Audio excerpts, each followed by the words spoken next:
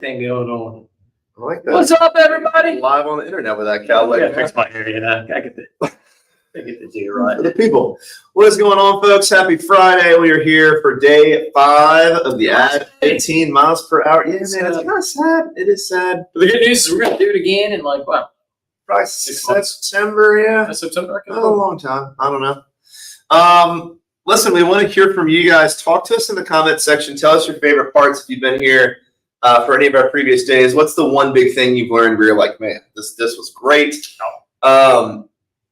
We got a lighter day today, so this is where we're going to really open up the floor for questions. So if any of this stuff was confusing to you or is still confusing to you, we don't have as much to cover today. We're going to do a pretty in-depth, I guess, roundup. Like, we'll go back through all 5 days and really give you like a nice summary and tie this up pretty for you. We've only got a little bit of new information today. Yeah. Very impactful information, so definitely pay attention. By design, we learned, right? Like, it was kind of like we were building this thing out and we're like, we really could do it in 4 days, but there's always so many questions. And we're like, you know, by the time we wrap this thing up in 4 days, people are like, but I have questions. So we're like, let's really leave the last day for a full review, how we connect all these moving parts, and then let you guys have the floor to ask what you will watch. For sure. And the bite-sized pieces are really important too, right? We don't want to overwhelm you with one day of too much stuff to get practice. So let's get into it. You know me, this is the last day. I, of course, have to tell you about the things you can buy from us because we are a for-profit company, as it turns out. So a lot of you have actually asked this for real, not just like the guy on the internet. It's like, so many people have asked me how you can buy my stuff. Yeah. People actually have DM'd us and asked us about our workshops. So if you go over to PlayYourCourt.com, in the upper right-hand corner, there is an Explore More tab, and then you're going to see a private tennis clinics link. That is where you will see our workshops. We've actually just added 2 new workshops. We're waiting on our dev team to get the dates updated, so ignore the dates that are there. They're for past clinics. We've got one in August in DC. We've got one here in Virginia Beach, our hometown, coming up in October. So check that out. If you want to get on the court and work on some of this stuff with us live, that's the place to do it. And then again, if we provided any value for you guys throughout this challenge, it really would mean a lot to us if you would pick up the recordings. It should mean a lot to you too, because that's really the prescription here is you should be going back through this material over and over and over again. You should be printing out this workbook, putting it in your bag, referring to it as you go out on the court. Look at video of yourself, compare it to the images in the workbook, see if you're doing this correctly. So if you haven't already, go grab the recordings here. It would mean a lot to us, and I think it's going to be well worth it for you. Certainly biased. I threw it in the comments section. Here's the link. If you want to just quickly copy and paste from the comments section, you can do that there. Without further ado, if you guys are ready, type in the chat. I'm ready. Let's go Boston. Let's go Boston. Go! If you're a Celtics fan, Jalen going down up from you and me last night. Waste 5 hours of our lives together talking. Yeah, that's what I'm talking about. Celtics being up 2-0. We can do that. All right, so let's talk about day 5. We're talking about how to actually use the legs, and we're talking about loading throughout the challenge. We've referenced loading and how it's not necessarily jumping. And so that's what we're talking about here. And what we're referencing is something referred to as the Kovac loading drill. I don't know if that's what he calls it. That's what we coined it. But so Mark Kovac was the head of sports science for the USTA for high performance.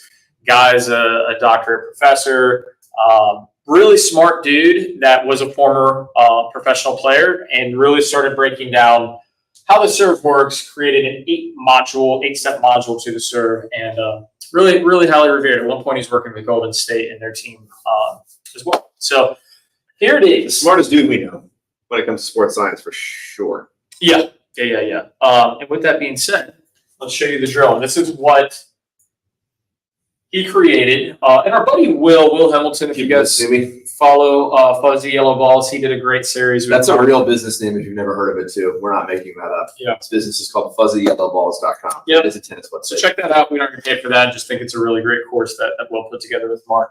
But this is how we're talking about properly loading. So remember, we talked about 2 ways that you're creating power. And one is coiling. And then the second, as I zoom out, is this tilt to where you're going shoulder over, you're tilting back, and then you're going shoulder over shoulder, and that's where it's commonly referred to as, doing a cartwheel. But making sure you put these together and actually loading correctly is this little exercise. So you're going to take a ball, and you can tell I'm not just like simply bending down, this way. I'm actually coiling to get down to my back foot, and I'm going to put it by my heel. The farther you can go, the better, right? And so I'm showing the distance, so it's not right up against my heel. And again, shadow swings. We love shadow swings. So kind of act like you're going through your serve motion. And from here, you can see as the elbow goes back, this is what we've talked about being so important, is this elbow really driving back. From here, tilt down, and you're going to grab the ball. And from here, this is where it always gets a little controversial, right? You're going to pull the ball to your chin. And from here, the mechanism is a lot like a shot put. This is where everybody's like, the serve has nothing to do with the shot put. We're going to side with Mark. That's the literal smartest guy on earth with this stuff. That's a good guy to side with. And the argument, I understand it, where people are like, it's more of a throwing motion. And yes, to some degree, but when we're talking about loading, it's more like the shot put because of the way that we're loading and coiling at the same time. So once the ball is in this position, now what you're focusing on doing is firing energy up and then out. Okay, so from here, you'll see I'm going to zoom out just a little bit. So from here, as I push up with the legs, it drives the elbow. And there's the shot put. And what you'll notice is that I'm landing on my left foot as a righty, so my non-dominant foot. And then my right foot kicks back for counterbalance. All right. And this is the exercise. I'll let it run through one more time.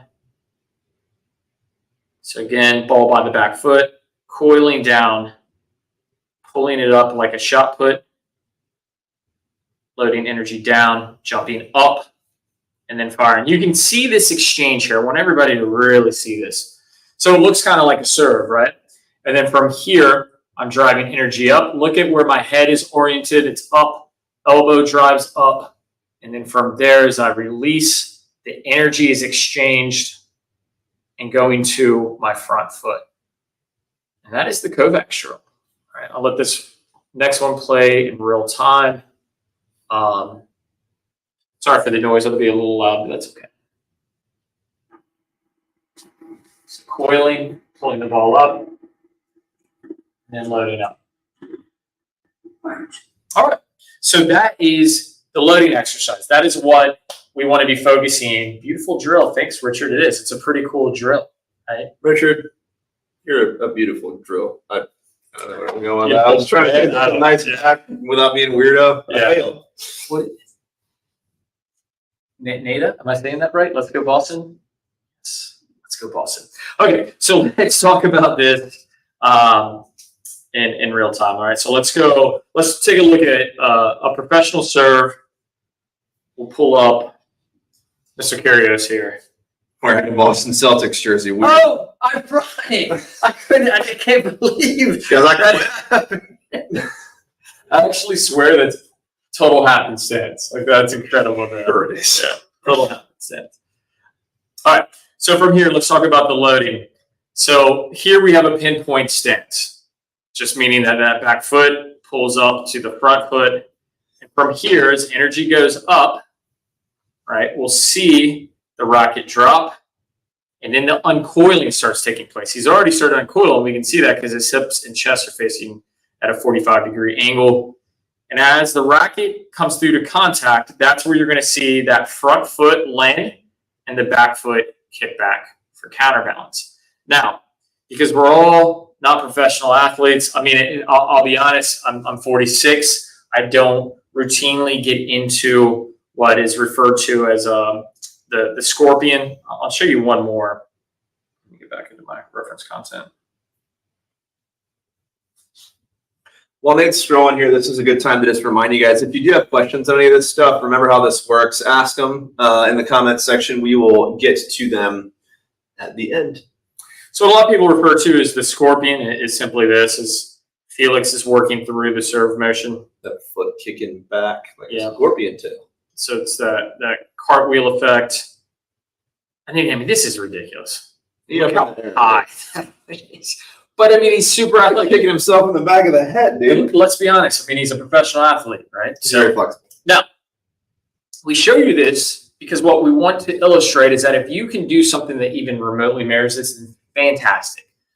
But we've said it over and over again. For most recreational players, especially from like that 3-0 to kind of 4-0, even a lot of 4-5s, you don't necessarily have to do this. And trying to do it disrupts the serve mechanics more than it really helps. I can't tell you how many clients Scott and I've worked with where we look at things, you're like, you physically trying to jump is actually disrupting the mechanics. Yep. I'll tell you also, as you get older, this doesn't make sense anymore. Physically, it hurts. So like for me, I used to actually have a pretty big jump on my first serve. Like when I was a teenager playing college ball, I just turned 40 and my knees hurt a lot. And so like creating that, 3 to 6 inches of vertical off the ground and then jamming your knee into a hard court, like that's not a thing for me anymore at 40. So now when you're looking at my serve, I'm not leaving the ground as much, but I'm still getting probably 95% as big a serve as I was when I was in my teens, just because I'm still pushing against the ground with my legs. So don't feel like you've got to jump off the ground to get power from your legs. That's really where like the last 1 to 2% comes from.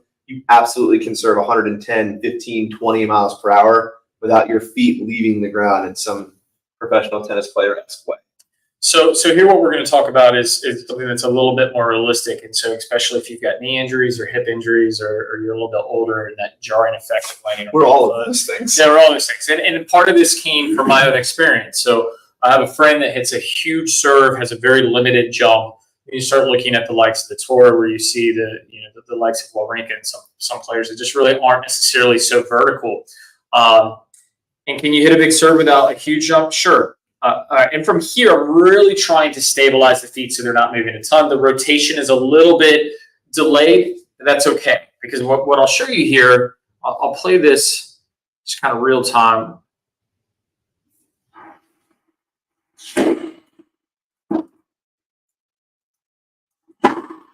So I know it's tough to see the ball on this particular one, but you can hear it, right? It's like I'm going through maybe 50% speed as far as like getting racket head speed. But look what's happening with the jump and how limited it is. All right, so this is the part that's important. I'm loading energy through the ground. How do we know? Both of my heels are off the ground. Both of my heels are up because I'm loading energy into the ground. And from here, as energy goes up, the body starts to rotate. There's the snap. So you tell me, how high did I jump? 0.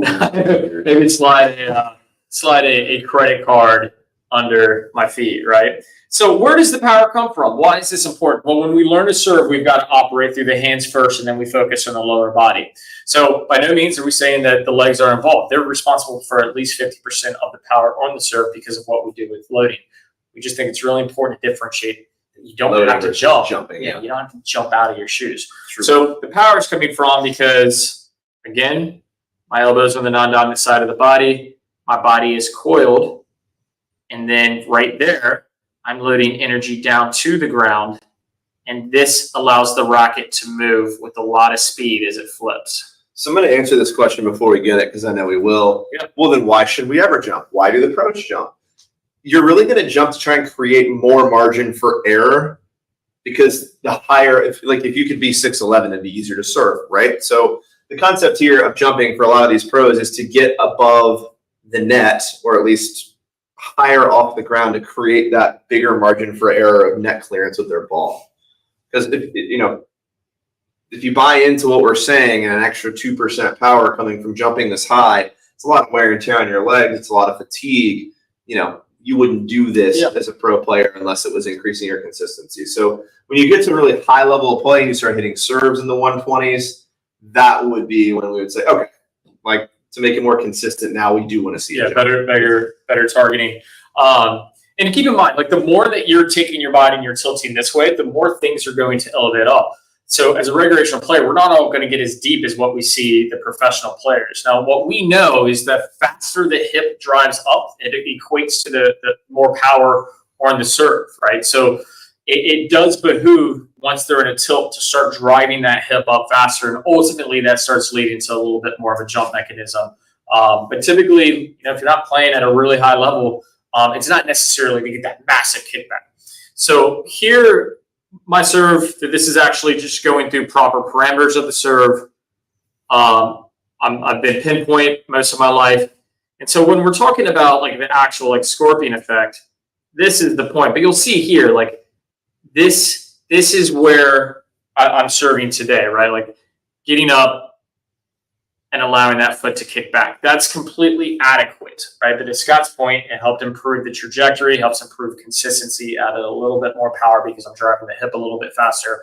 But it takes time. Like work through the hands and the body before you start focusing on the legs. The reason that I discovered this, because I remember we came out hitting, Scott was like, why are you serving that way? I had FA impingement of the hip, a torn labrum, same thing, Andy Murray, and a host of other players, Bob Ryan, Gustavo Curtin, Lane Hewitt, list goes on and on. And it was jarring. It was jarring to keep coming down on the left foot. So I was like, I'm working through something. And we got done hitting, and you were like, you should keep doing that. Yeah, that's the biggest year, sure. Yeah, you're like, that's huge. And I was like, that's fine.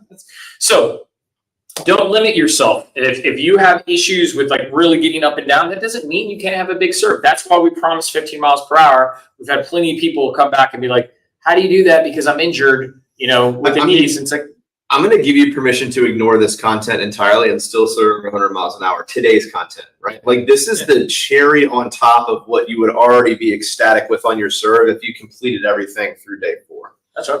Which is why we sort of leave this as like the last little nugs, and then now we'll run through it, huh? What is Stacy asking? Can we get a closer view of the racket making contact in slow motion? We can. Now, unfortunately, because this isn't a high def camera, we typically the racket blurs. And you're watching this through a computer, through a TV screen, through a camera. Yeah, but let's try. All right.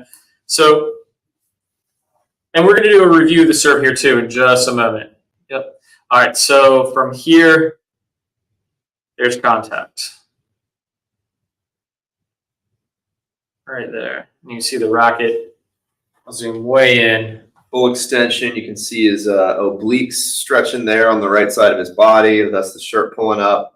We should probably film these, maybe not in December or January. Getting a little weight there. That's okay. So here's what we want to see with the contact. To your point, what you're asking, Stacy. This is what's important. The arm is at full extension.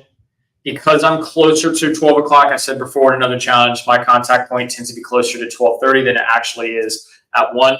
The reason this is at okay is you can see this tilt and that my head is off at an angle. You look at tour, I'm by no means saying I have a tour level serve, but if you look at tour, that's commonly what we're seeing is this angle.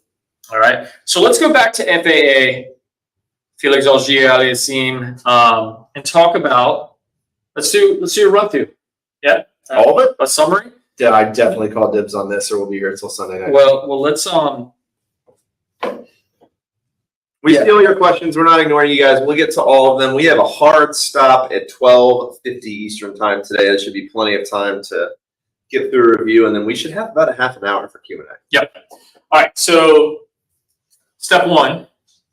And we're showing everything. We're going to show everything. Oh, look at you, fancy. Okay. So step 1 is the continental grip. We talked, I think most players who've ever had tennis instruction have heard about the continental grip, the handshake grip, the hammer grip, whatever you want to call it. Your index knuckle, I'll get close to the camera so you can see it, your index knuckle, and the and is where most players have never heard this, and the heel pad of your hand, the kind of fatty piece of skin flap here, both need to be on bevel 2. You can see, it's really hard to see even where I'm looking right now, but the lie detector test is hold your racket up in front of your face and look at it as your heel pad of your hand.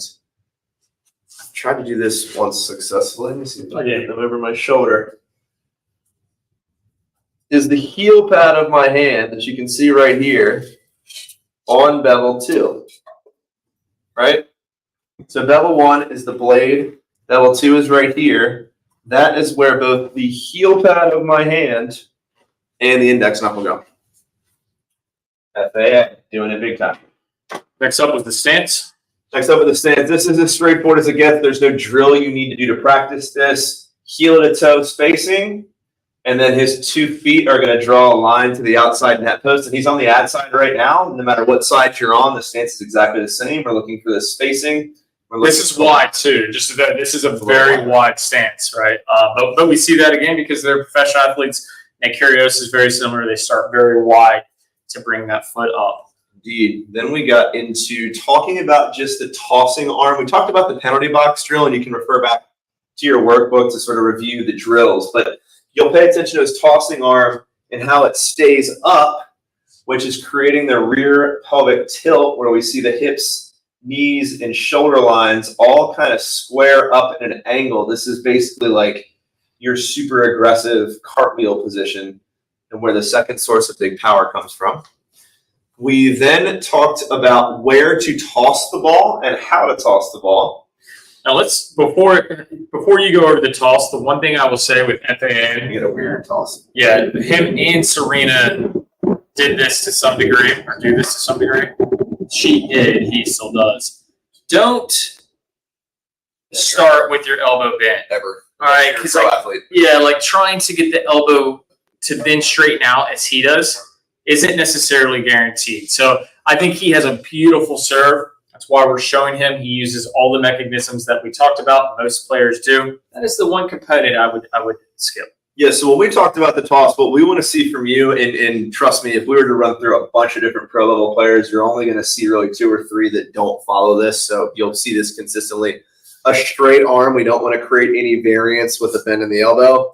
You'll see the wrist lag back if you'll go back. Rewind just a skosh. See how his wrist is lagged out? His hand's just going to open and release. See how that wrist is lagged back? We're going to want to release at eye level and out at 1 o'clock, which is going to be kind of hard to see here. But again, the idea is there's a clock flat on the ground, and you're going to release out in front, about 6 to 8 inches towards the 1 o'clock mark. That was all of day 1. We then got into day 2, and I think day 2 really is the best bang for your buck here. This is where all the things we talked about in day 2 are going to unlock some serious power. Like this is really where the 15 miles per hour can come from once you get your basics down. Let me tackle this one. I want to point something out here. So remember we were saying that the majority of what we look at the younger players on tour, everything is abbreviated, meaning it's operating on the dominant side of the body. What we also preference, we got a comment, I promise I'll get to it in YouTube. It's hard to get to all these questions. You can imagine there's a million of them, but I try to. Somebody said, hey, I got out, I played last night, I did all the things that you were talking about, and my serve was way worse. But here's the problem. You can't, these things are meant, you've got to get out and practice. You can't get out in a match and practice this stuff and then have an expectation, because 1, you're going to default to old habits. 2, you're going to disrupt rhythm trying to do something new. And 3, like, if you're ever like, take your forehand. If you're ever like, where's my elbow? Okay, oh, there's the ball. I gotta go hit the apex and all. Yeah, it's gonna swing. You're busy. You're competing. So save this stuff for practice. But the reason I say this is, remember when you're working on creating these habits, don't start with the racket and ball together, because I promise you will just go to your old habit. But check this out. Felix, who is a pro, doesn't start with the ball and racket together. So it's okay. We're giving you permission. You don't need to put the racket and ball together. So super abbreviated. What you're going to see here is that the racket is going to move in the right to left. And this is the position that we want you to start in. Right here. This is the position. When you were practicing this stuff, start in this position and then focus on driving the elbow back and allow the racket to salute. There it is.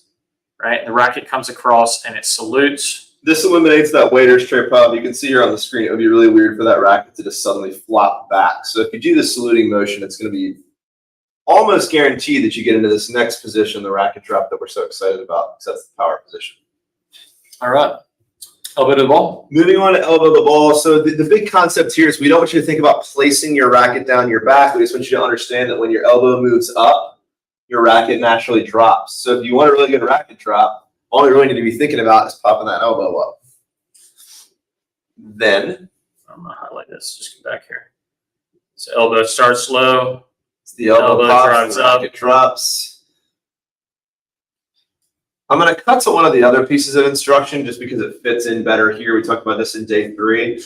If your elbow goes up, well, you can go back to the position you're in. If your elbow goes up and your racket isn't dropping, it's because you've got tension in your hand, and we'll cover that in just a second. So we then moved into the pulse-up drill, which is just how to activate these feet and what this means. And the concept here was we don't necessarily think about jumping, but we need to push against the ground with that back foot to activate all of the magic that's going to happen with our upper body in terms of like our hip and shoulder, the rear pelvic tilt, the coiling, all of it sort of is activated by pushing against the ground with the feet. One thing I'll add is, remember, I want you to see this illustration.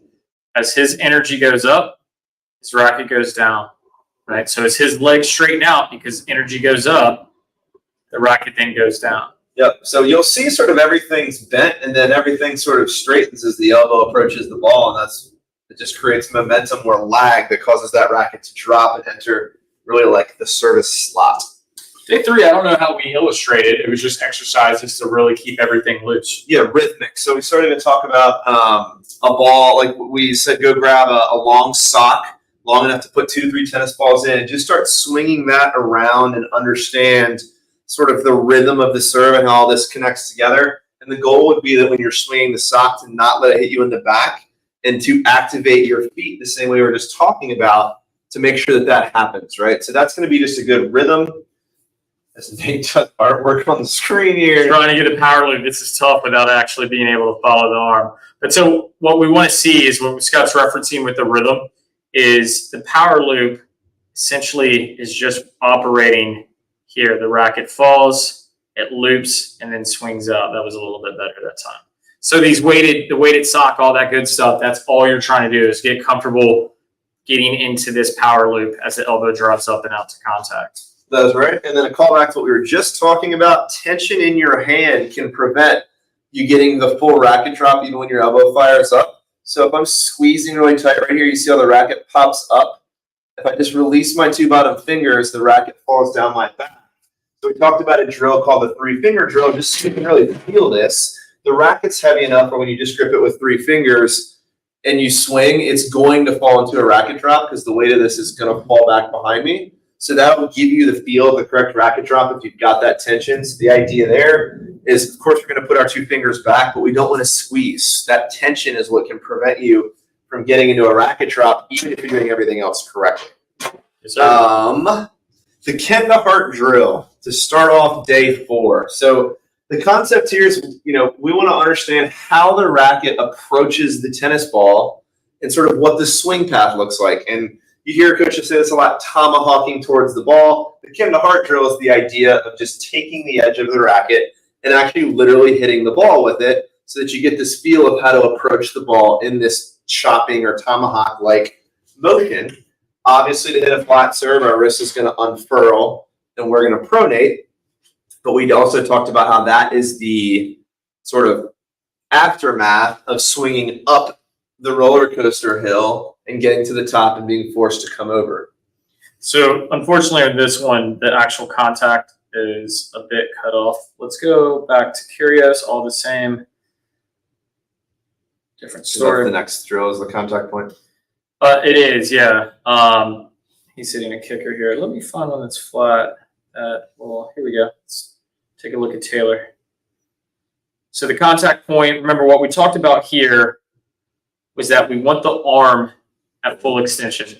Full extension. This is the key, right? We want the racket to be slightly out in front. So here, like Taylor, obviously professional athlete, is getting much further in the court. He's going to make contact further than you and I will, right? He's also taller than we are. Yeah. He's going to have a lot more distance out into the court, but we want to make sure no matter what that we are swinging up to the ball. And this is the trap the ball drill that we talked about, throwing the ball in the back curtain and trapping it to make sure that you get this arm extension appropriately. This is easy as true. The thumbs down drill. So this is just to give you a visual. A lot of people say, all right, I've hit the ball, now what? What does my racket path do? And we just gave you the visual. I'm going to come in here close to you. We just give you the visual of after you've made contact, thinking about giving the thumbs down. And then when you put your racket in your hand, that's the path the racket goes on after you hit. So let's see our Boston Celtics fan Nick here. Let's do this. So this is him making the thumbs down motion as he's following through after contact. And the thing to remember here that's so important is that the elbow stays up while the racket tip faces down. Just like a thumbs down, right? That's why when you do this, you don't thumbs down like this. And if you do it correctly, physically, your thumb should be facing down. Yep. Right? And then the racket does come across the body. You can zoom out here. So it's swing. And this is the thing on the serve. You've got to swing away from your body. Arm gets to extension. You swing away from your body. This causes pronation, and then it comes across. So if you're swinging across your body, this is where we're going to see the ball go into the net quite a bit. And then lastly, you have the Kovac stroke, which we just covered, right? Yep. I don't know that we need to relive that. You just saw it 10 seconds ago. So, guys, that is the material. That is the 5 days of exercises. We're going to open the floor now to Q&A. One last thing to remember. So, look, this is a prescription, not a suggestion. Like, this is the sequence of events that you need to go through to add power to your serve. And you can't move to day 4 if you haven't mastered day 1, right? Like, continental grip, non-negotiator. You've got to get your index knuckle. You've got to get your heel pad in the right place. Stance. Non-negotiable. You don't stand this way, you're not going to get the rotation from your hips and shoulders. Arm up in the air. You're never going to get rear pelvic tilt if that tossing arm drops and pulls your body down with it. So we've done this in a sequence of events where think of this as a checklist. I've even had people tell us from previous challenges that they printed this thing out, put it in their bag, and once they sort of finished, they just sort of they just like drew an X through the page. They're like, okay, I got this. Now I'm on to day 2 and mastering this. So the idea of this challenge, depending on what your skill level is, you may be able to go out there and knock this stuff out and get a quick feel for a lot of it.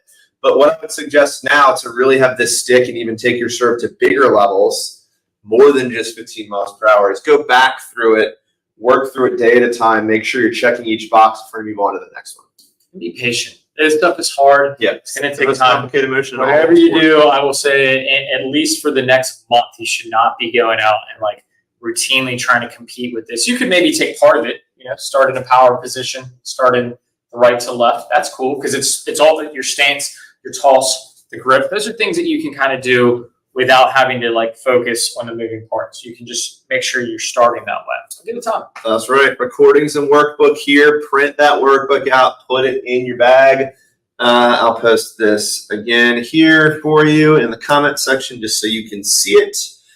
And we are now going to open up the floor for some Q&A.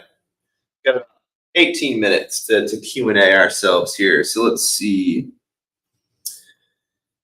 A lot of really nice things being said by a lot of folks. David, Jim, Stacy, thank you guys so much. Trixie said she likes our banter. Yeah. Thanks. No, go ahead. Yeah, I mean, it's good banter. You either love us or you hate us, right? I mean, there's no in the middle. I will address this. So Mary said she bought the recordings yesterday. They're not showing up. Mary, if you're still watching, definitely check your spam folder for sure. We sent an email out with exact instructions on how to get the recordings. And if you email it, did you email support at PlayYourCourt.com? Because we have, I think, 7 support reps that work round the clock. So you should get a response very quickly. So if not, DM me on Facebook and I'll solve it for you personally. But I would be shocked if it's not. It's just spam. I promise we'll take care of that. Yep, we got you covered for sure. Okay, now we're getting into some questions here. He asked us to do a video, but maybe we can just figure this out right now. Can you guys do a video for us, people who work behind a desk all day and lack major flexibility to even get the elbow on the non-dominant side when serving? So he's talking about. I mean, an easy one is what we all did when we were kids, right? We pulled the comment down real quick. Sure. Right? So I just want to go through rotations. Right? And this is even better if you do it with the racket or a broom that's underneath your arm so you can really stay on the same plane. And that's a really good one to get that thoracic spine, getting that mobility that you need. Because at the end of the day, you're just doing this, right? That's the move. But I get it. Being a desk jockey, I mean, my life changed when I came to work with Scott. In so many positive ways. But I'm on a desk. I work at a desk a whole lot more. Definitely, I'm a little tighter than I used to be, so I have to make sure that I stretch and all daily. I'll tell you, so I've got a stretching routine that I go through daily just because my body hurts if I don't. I also sleep on my stomach because I'm an idiot, so there's some stretches there that are You're a specific. child. You sleep like a child. It's true, little baby. But so the upper body rotationals, I also like the like if you're gonna go touch your toes, but cross with like right hand to left foot. You're doing these, that loosens up my lower back, and that allows me to rotate more too. And I cannot forget the world's greatest stretch. Just Google it. It's literally called the world's greatest stretch. That's what it's called. It is. It's getting on one knee, getting down on one knee, and then turning. Awesome. I do it every day. So hopefully that helps. Also, we're not doctors, so if that doesn't work, it's not our fault. Don't sue us. Don't sue us. Let's see here. Jeffrey says maybe an odd question, but what was the software you're using to allow easy slow-mo, step through, zoom in, etc.? What is that on? OnForm. OnForm. Yep, not cheap, but we used to use Coach's Eye, and they went TechSmith. Just gave up. Yeah, they gave supporting up. the product. So OnForm is the software What is it? we use. How much is it? It's like $300 a year. It's expensive. We haven't found another option, and they are not paying us to say this. This is literally the only choice as best we can There's a tell. couple out there. There's Starfish. This is the best one, though. Yeah, cool. Maybe they'll send us a check. Yeah. Probably. OnForm. Royalties. All right, read the pinpoint stance. Quick reminder also, pinpoint stance versus... Regarding pinpoint stance, how does it work with loading the right foot when you are tossing the ball? I was just going to say, quick reminder that pinpoint versus platform. Platform means your feet don't move. Pinpoint means that back foot slides forward. Yeah. Sorry. So the reference here, regardless of the stance, the tossing arm always operates first. And so from here, as he starts reaching just beyond his head and the arm goes up, that back foot slides in.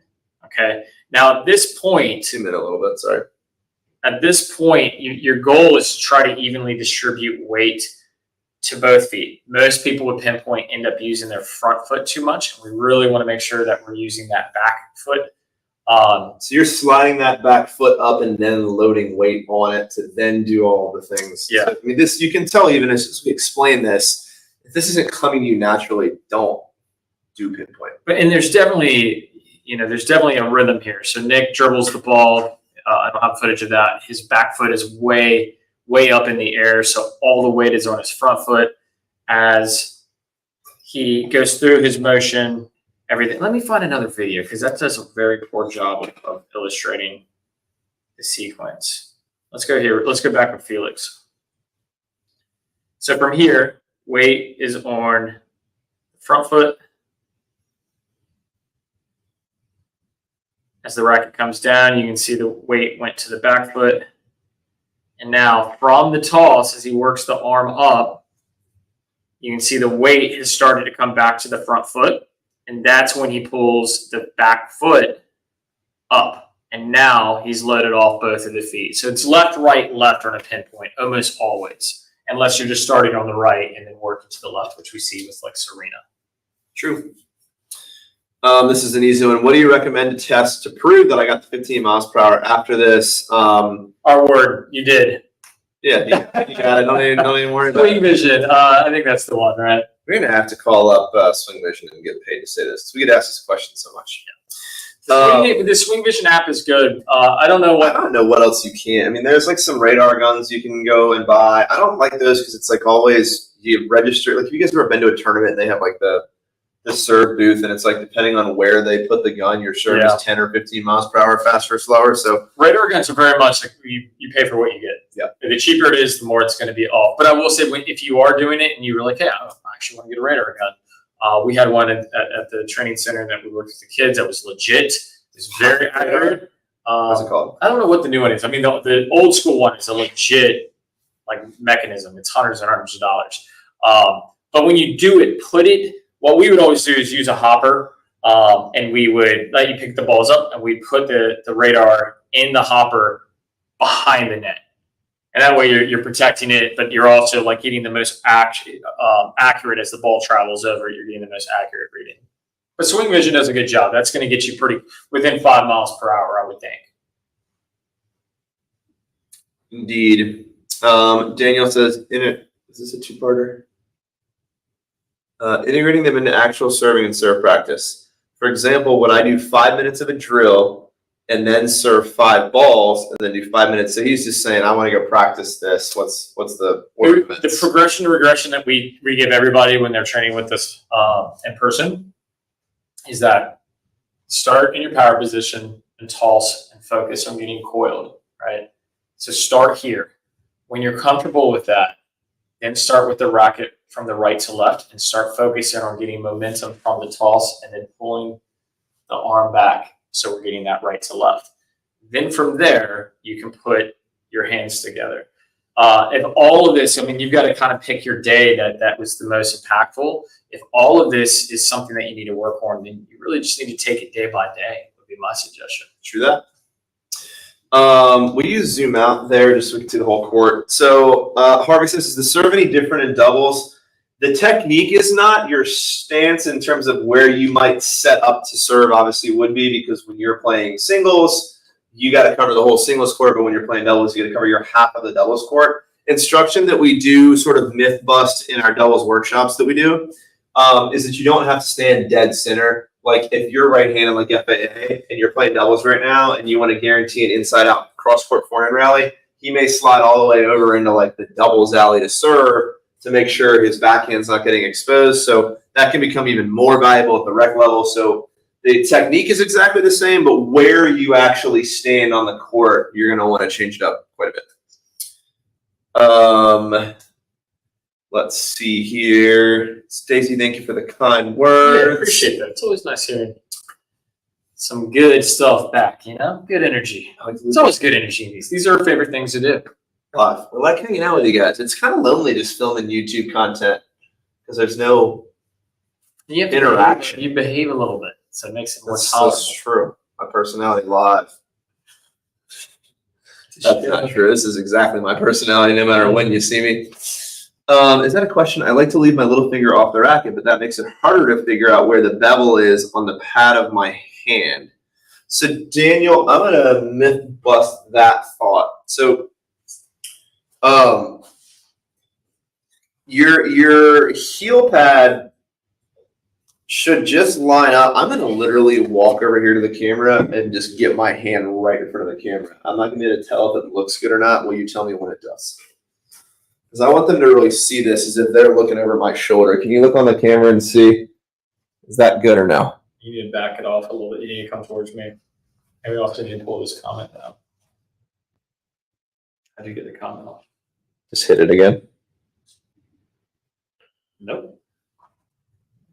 Now we're full screen. How did you even do that?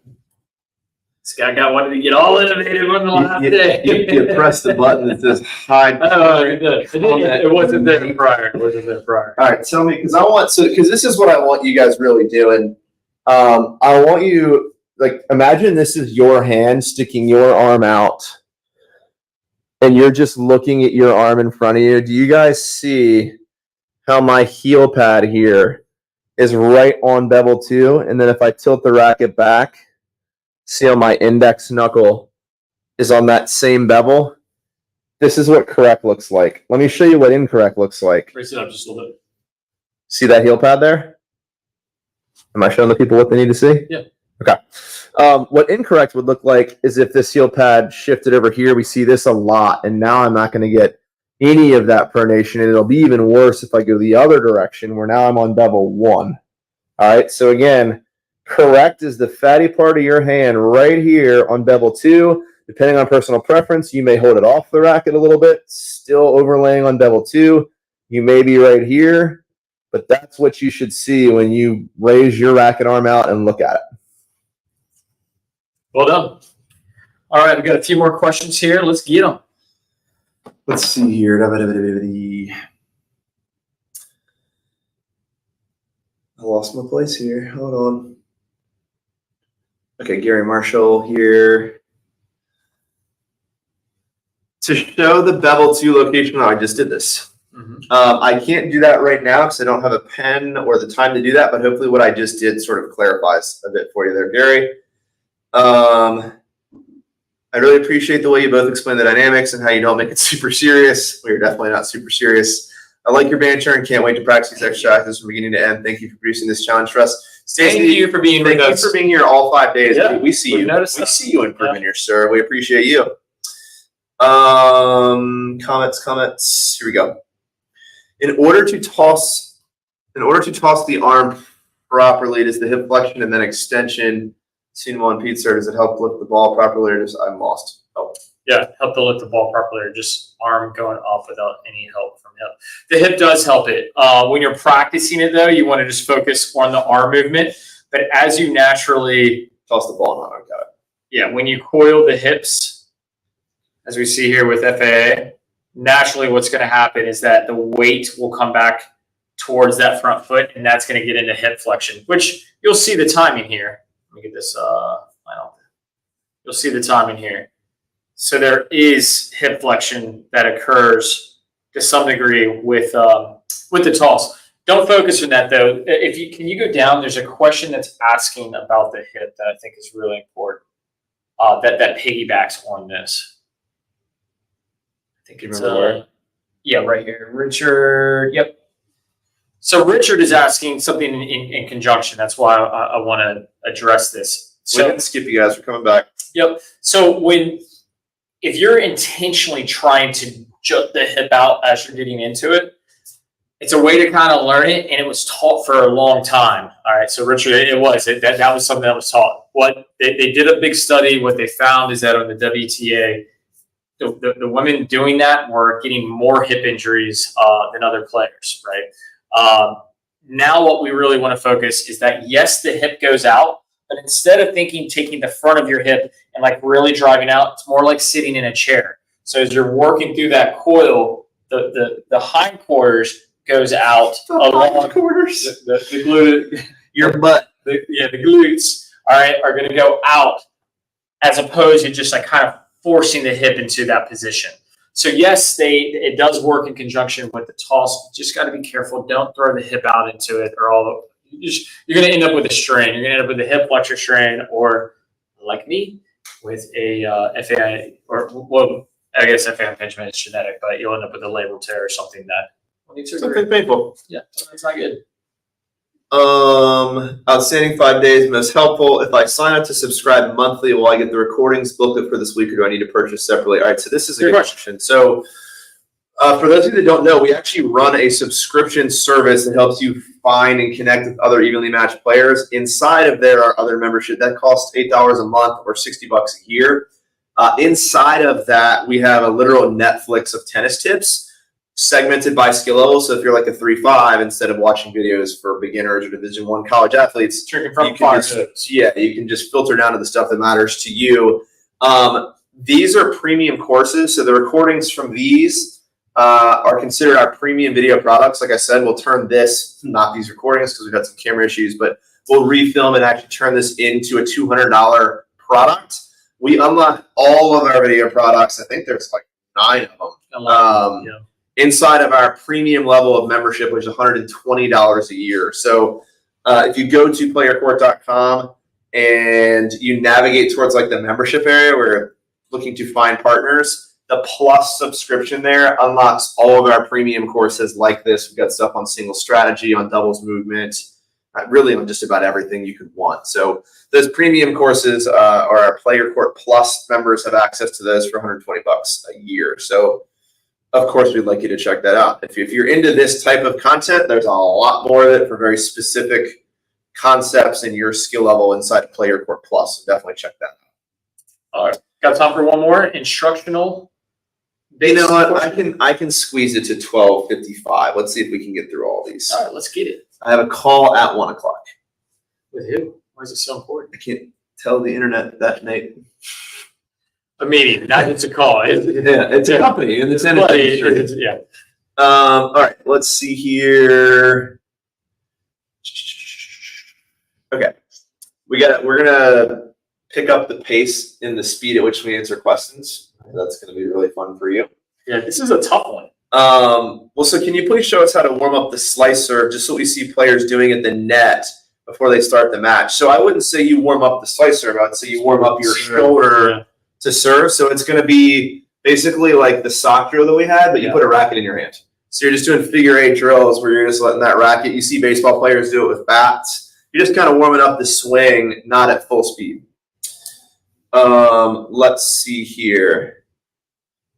Fred, I still don't see any comments from you here, but trying again with the continental grip, drop your arm to your side. What angle do the strings make with the ground? We actually answered this yesterday. Yeah, I'll do it real quick.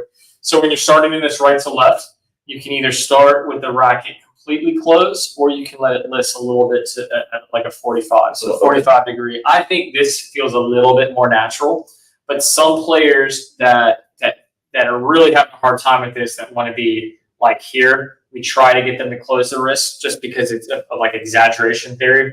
The more that they go the one way, the harder it is to like reopen the palm. But 45 degrees, I think, is the win. This is true. That's what we see 45. We see it right here. Betsy says, I enjoy your videos. Betsy from Virginia Beach. Betsy, you're in our home. You gotta grab coffee. Come say what's up. You're here with us right now. You could be standing in this office. VB. Stacy, who is one of my personal favorites because she's been here all 5 days. I know her serve's coming. Yes. Should we be filming ourselves from the back side or fronts to see what we're doing? Yes. From the back. From the back. From the back, 100%. I mean, like getting other vantage points later on is good, but the back, as you can see, everything that we've shown as far as footage is from the back. How we're gonna go like light speed here because we've got like 15 questions and we're gonna answer them in 4 minutes. You ready? How do you apply the shot put drill to actually hitting the ball with the racket? I'm gonna say you don't yet. That's to generate the feel. Give me a quick answer, but that's I think you're right. I mean, the only way I could possibly imagine doing it is starting here with the racket on the side of the body and really, working our coiling and loading down, and then getting the ball up and going to get it. Very Sam Groth, if you will. Sam Groth always looked like he was throwing a shot put. Also had 160-mile-per-hour serve. So. Yeah, probably should do that. Yeah. What's your opinion on the front hip leaning in? Oh, yes. I'm going to keep it straight, man.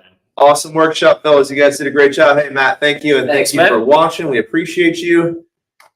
Denise D. Knights. Great job. Can you go over where to stand on the court, advantages, disadvantages of different places? So if we're talking singles, we want you to really stand pretty close to the center of service line because you've got to cover the full court. It's really as simple as that on both sides. I already covered this for doubles. The one thing out though, under 20 seconds, we have seen a trend on the tour where players on the ad court are standing really, really wide, especially if they have a really good out wide serve, because basically they're going, hey, if you can hit away down the line, otherwise I'm getting my forehand on the next ball. You can do that. Somebody's got a really weak backhand on the return, you can do that. True that.